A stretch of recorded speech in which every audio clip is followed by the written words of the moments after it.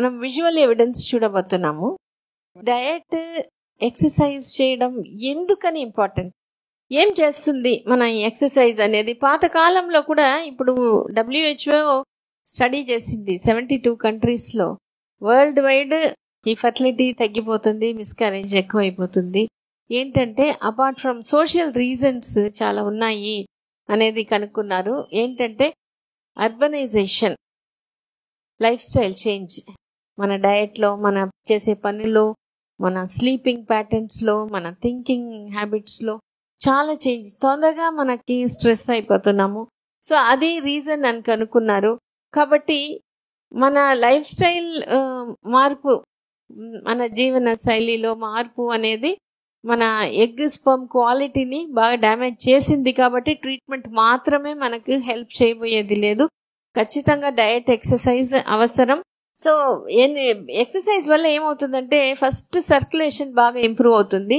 Immune function, hormone function, అది రెండు important. దాంతోపాటే మెంటల్గా కూడా రిలాక్స్ అయ్యేదానికి ఎక్సర్సైజ్ హెల్ప్ అవుతుంది. ఈ పిక్చర్ చాలా ఇంపార్టెంట్.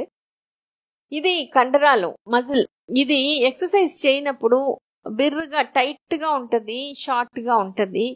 అప్పుడు సర్క్యులేషన్ తక్కువ ఉంటుంది. అదే ఎక్సర్సైజ్ చేసినప్పుడు ఇది కొంచెం సాగుతుంది, స్ట్రెచ్ అవుతుంది, కొంచెం పొడుగ్గా ఉంటుంది. అప్పుడు సర్క్యులేషన్ అనేది ఎక్కువ. ఈ సర్క్యులేషన్ ఎక్కువ ఉన్నప్పుడు ఏమవుతుంది, ఆక్సిజన్ క్యారింగ్ కెపాసిటీ ఇంప్రూవ్ అవుతుంది. అది ఇంపార్టెంట్. ఆక్సిజనే ప్రతి సెల్స్ కూడా మనకి తీసుకుంటుంది. తర్వాత ఇది ఇంపార్టెంట్ ఏంటంటే ఇది పెద్ద వెజల్స్, ఇది చిన్న క్యాపిలరీస్ అంటాం.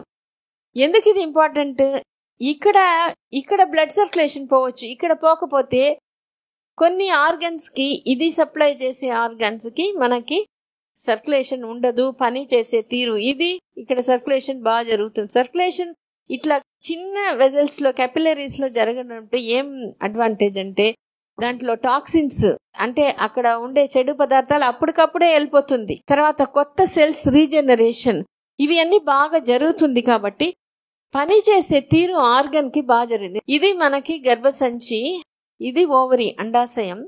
ఇక్కడ చూడండి, ఇది పెద్ద వెజల్, దాంట్లో నుంచి ఈ గర్భసంచి బయట పోతుంది, అట్లనే ఓవరీకి బయట పోతుంది. ఇప్పుడు బ్లడ్ సర్క్యులేషన్ మనం తీసుకునే ఆహారం అయినా, మనం తీసుకునే టాబ్లెట్ అయినా ఇక్కడే వెళ్ళిపోవచ్చు. ఇందాక మనం చూసాము చిన్న క్యాపిలరీస్, చిన్న చిన్న బ్లడ్ వెజల్స్లో పోకుండా కూడా పోతుంది. కానీ ఇప్పుడు మనకి ఓవరీ లోపల పోయేది చాలా చిన్న బ్లడ్ వెజల్, అట్లనే యూట్రస్ లోపల లైనింగ్లో పోయేది చాలా చిన్న బ్లడ్ వెజల్స్. ఇక్కడ పోవాలి.